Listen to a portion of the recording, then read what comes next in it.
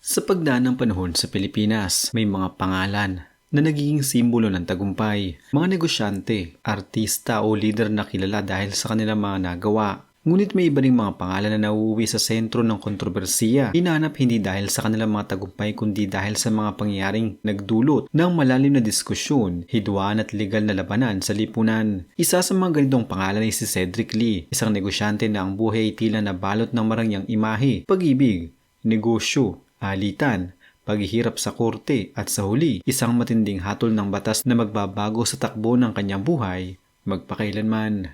Hindi ganoon kadalas na pag-uusapan sa madla ang kasaysayan ng pagkabata ni Cedric Lee, ngunit ang mga ulat tungkol sa kanyang buhay at edukasyon ay nagpapakita ng isang individual na may masinsinang paghangad ng tagumpay. Ipinanganak at lumaki sa isang pamilya na nagbibigay halaga sa edukasyon at ambisyon. Si Cedric ay nagpakita ng katalinuhan at sigla sa pagiging estudyante. Siya ay nagtapos ng Business Management mula sa De La Salle University, isa sa mga kilalang universidad ng bansa na matagal nang pinagmumulan ng mga leaders, negosyante at profesional. Ang kursong kanyang pinili ay nagbigay daan sa kanya para maunawaan ang mga prinsipyo ng negosyo, kapitalismo at mga dinamika ng ekonomikong pakikipagsapalaran.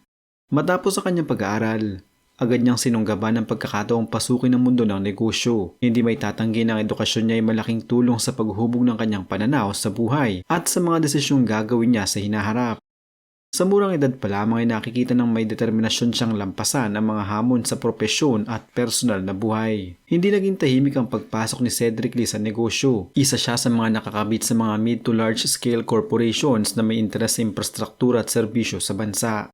Siya ay naging presidente at chairman ng Izumo Contractors Incorporated, isang construction firm na naging bahagi ng ilang proyekto sa Pilipinas. Ang kanyang posisyon dito ay nagbigay sa kanya ng access at koneksyon hindi lamang sa negosyo kundi pati na rin sa mga tao sa industriya ng konstruksyon at mga lokal na proyekto.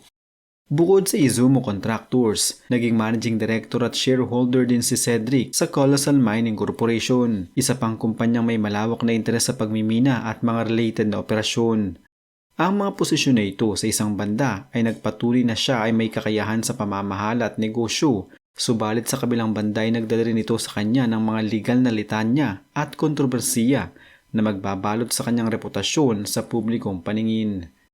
Hindi rin may kakaila ang pagkakonektado ni Cedric sa mundo ng showbiz. Isa sa mga prominenteng bahagi ng kanyang buhay ay ang ugnayan niya noon kay Vina Morales, isang kilalang aktres at mga awit sa Pilipinas. Sila ay nagkaroon ng isang anak na babae at bilang ama, sila ay naging bahagi ng buhay ng isang tao na kilalang personalidad din sa entertainment industry. Ang ganitong aspeto ng kanyang buhay ay nagdagdag sa kanyang pagiging kilala sa publiko. Isang negosyante at ama na nakakasabay rin sa buhay ng kinang ng showbiz. Bago pa sumiklab ang malalang kasong nakakabit sa kanyang pangalan, hindi rin nakaligtas si Cedric sa mga pagsusuri at isyu ng pinansyal at legal na kalikutan. Noong mga nakaraang taon, ang kanyang kumpanya ay napasama sa mga kaso ng aligasyon tungkol sa malversation ng pondo at tax issues, pati na rin ang iba pang mga legal na hamon na nagpatunay na ang buhay ng may-ari ng negosyo ay hindi laging payapa. Halimbawa, si Cedric at ang Izumo Contractors ay naharap sa kaso ng malversation kaugnay ng proyekto sa isang public market sa Bataan na nagresulta sa hatol na may 6 na taong pagkakakulong at malaking multa. Noong mas nauna pa, siya ay nakaharap din sa tax evasion charges na inihain ng Bureau of Internal Revenue o BIR dahil sa umunoy under-declared income at pagkukulang sa pagbabayad ng tamang buwis mula sa kinikita ng kanyang kumpanya, mga isyong nagbibigay ng higit pang tensyon sa kanyang imahe bilang negosyante. Sa kabila ng mga ito, hindi pa rin tahimik ang buhay ni Lee. Patuloy siyang lumabas sa mga balita, ngunit ang pinakamalaking pagsubok sa kanyang buhay ay ang insidente noong 22 ng Enero 2014 na tunay na nagpabago ng direksyon ng kanyang buhay at reputasyon. Ang gabi ng 22 ng Enero 2014 ay isang araw na hindi malilimutan sa kasaysayan ng showbiz at hustisya sa Pilipinas. Ang kilalang TV host, komedyante at artista na si Vong Navarro ay inimbita sa condominium unit ng modelong si Denise Cornejo sa Bonifacio Global City sa Taguig. Ayon sa mga ulat at ebidensya na naitala sa mga pagdinig, si Navarro ay binugbog, pinilit itali, pinagbantaan at ginawang sentro ng isang marahas na pangyayari na nagbigay daang maisampa sa kanya sa ospital at magkaroon ng malubhang pisikal at emosyonal na epekto. Ang detalye ng mga pangyari ay napakarami at magkakaiba ang salaysay ng bawat panig. Ayon sa kampo ni Navarro, siya ay naanyayahan sa kondo ni Cornejo at doon siya ay sinalakay ng isang grupo ng mga lalaki kasama si Cedric Lee at iba pa. Siya ay di lamang sinaktan kundi pinilit din kunin ng isang malaking halaga ng pera mula sa kanya bilang ransom, na ituring ng korte bilang isang serious illegal detention for ransom. Hindi naglaon, inihain ng mga reklamo na iyon at kalaunan ay na-dismiss ng Department of Justice at ng Supreme Court dahil sa kakulangan ng ebidensya at mga inconsistencies sa mga salaysay ng complainant.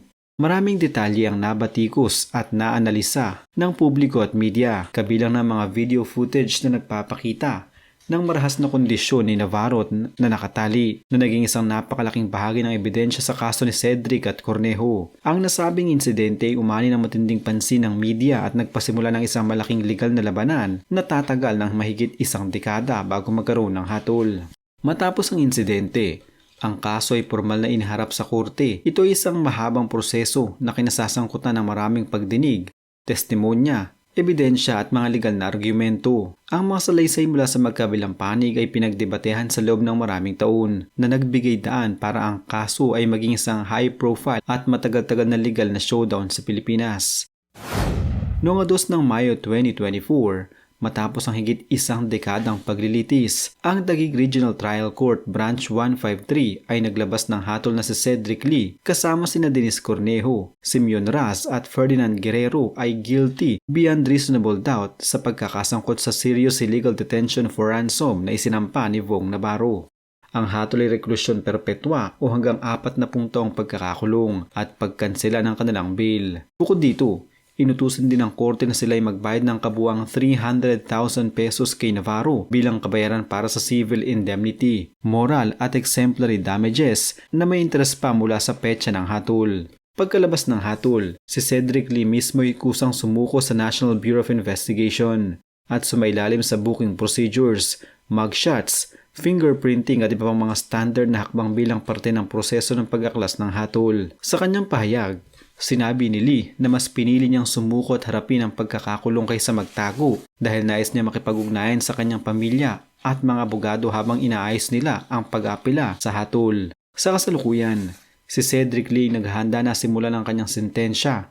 Matapos ang hatol, siya ay na-transfer na sa New Bilibid Prison sa Muntinlupa kung saan niya sisimulan ang kanyang reklusyon perpetua habang inaayos ang posibleng niyang pag-aapela sa mas mataas na hukuman ng Pilipinas. Habang siya ay nasa loob ng pasilidad, ang proseso ng apela ay maaaring magpatuloy at may pagkakataon na ang hatol ay muling suriin ng Court of Appeals o maging ng Supreme Court, depende sa mga argumento at ebidensyang ipapakita ng kanyang mga abogado. Gayunpaman, sa ngayon, ang hatol laban sa kanya epektibo at siya ay tinuturing na bilanggo habang ang kaso ay nasa proseso ng apela. Ang kwento ni Cedric Lee hindi lamang isang katang-isip na kwento o simpleng usaping balita. Ito ay isang buhay na pinagdaan ng isang tao na may mga minimithi at ambisyon, ngunit naabot ng unos na nagdala sa kanya sa pinakamalalim na bahagi ng sistema ng hustisya, mula sa kanyang pagbabata at edukasyon, sa pagangat sa mundo ng negosyo, sa personal na buhay at relasyong may kasaysayan sa showbiz, hanggang sa pinakamainit na kontrobersiya na naging malawakang usapin ng bansa. Ang buhay ni Lee ay patunay na ang tagumpay at kabiguan ay dalawang mukha ng isang salapi. Ang hatol na reklusyon perpetua ay hindi lamang hatol sa kanya at sa mga kasama niya, kundi hatol ng sistemang legal upang ipagtanggol ang karapatan ng biktima at ipakita na walang sino man ang nakakataas sa batas. Sa huli, ang kwento ni Lee ay isang paalala na sa bawat hakbang sa buhay, gaano man kalaki ang iyong posisyon o yaman, may mga prinsipyo at batas na dapat igalang at sundin.